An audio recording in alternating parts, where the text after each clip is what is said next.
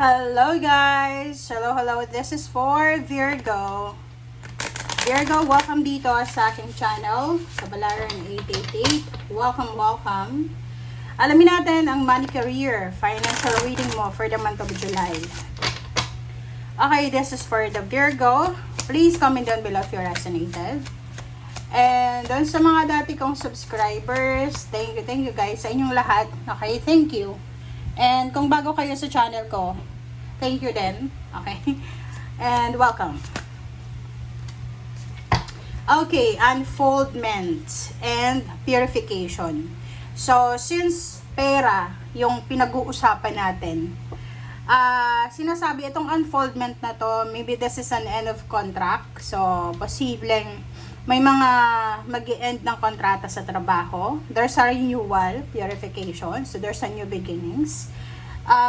Nakikita ko sa'yo dito na patapos na ang mga nakakapagod na yugto ng buhay mo regarding sa trabaho, obligations, duties, and responsibilities. Papunta ka na doon sa purification. Papunta ka na doon sa pagkakaroon ng fresh new beginnings. Okay? Halimbawa dito, para sa mga Virgo na, halimbawa lang ha, siguro sa loob ng isang trabaho or company, ikaw yung naatasan sa isang responsibilidad.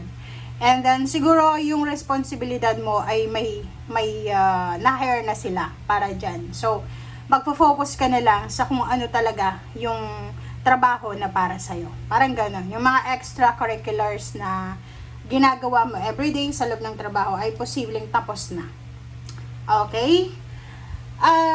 Purification is relaxation to. So, medyo relax na. Okay? Medyo relax na yung trabaho mo. Medyo okay na siya sa ngayon.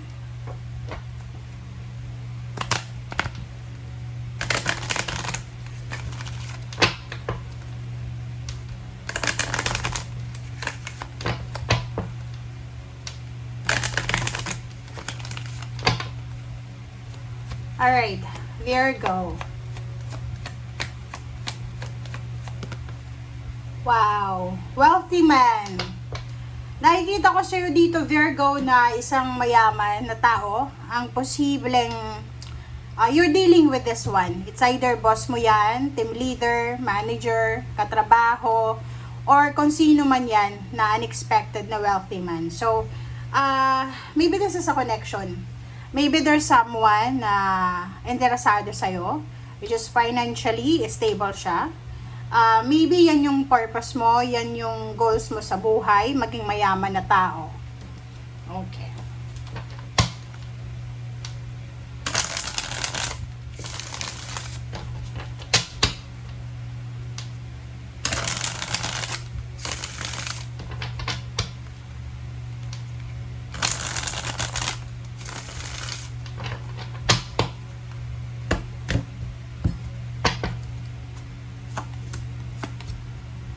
Alright, the Moon and Five of Cups.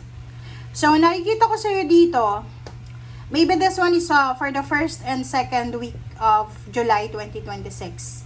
Medyo nag-aalala ka na, like for example, about sa mga choices and options mo sa pera, trabaho, negosyo, or whatever man.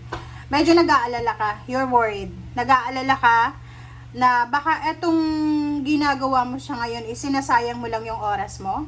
Nag-aalala ka na baka like yung iba na gusto mag-resign sa trabaho, pero parang nagdadalawang isip ka. So, nakikita ko yun.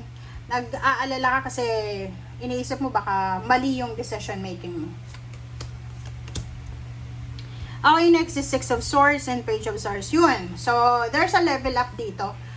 Ang nakikita ko sa'yo dito, Virgo, possible na lilipat ka. So, pwedeng lilipat ka ng trabaho, ng career, ng company, ng lugar. So, pwedeng you're planning to work abroad. Parang ganon. So, level up siya. And, posibleng sa buwan ng July, makatanggap ka na ng confirmation na kailangan mo nang maghanda ng mga paperworks and documents, legal papers, para sa pagpoproseso ng visa mo or ng contract signing.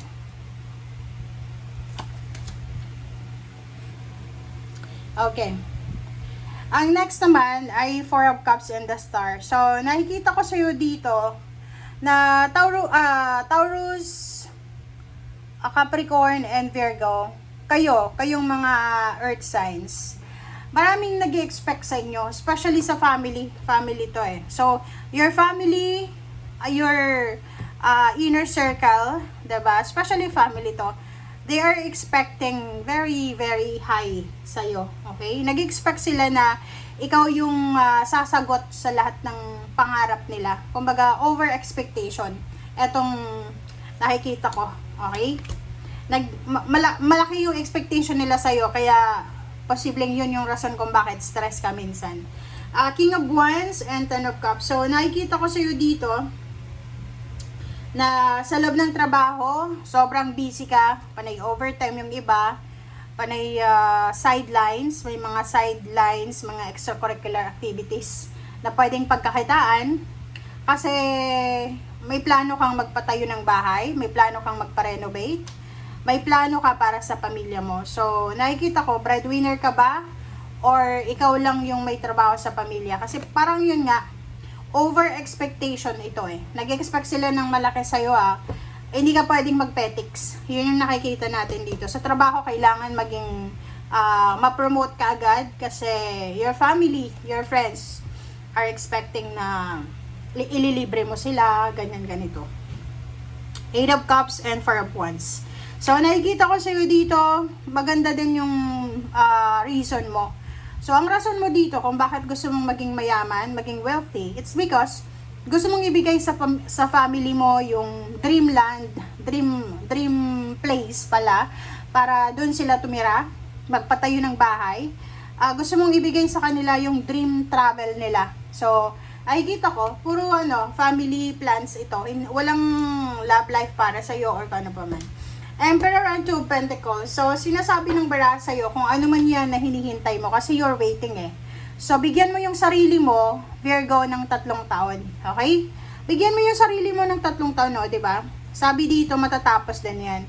Etong paghihintay mo na to, within 3 years or after 3 years, magkakaroon ka ng harvest season. So, there's a freedom eh. So, sinasabi ng bara sa'yo dito na maraming mangyayari sa 3 taon na yan. So, habang naghihintay ka, kung ano man yan na hinihintay mo, maraming mangyayari. Unang-una, ang mangyayari dyan ay, yung iba sa inyo ay pwedeng ma-promote sa trabaho. Yung iba ay pwedeng makapag-ipon ng pera, makapag-invest, lalo na yung may mga planong magpatayo ng bahay or bumili ng lupa para patayuan ng bahay. Yung iba naman, savings. Maraming pera ang masisave nyo within the 3 years. Okay? Thank you guys. Bye!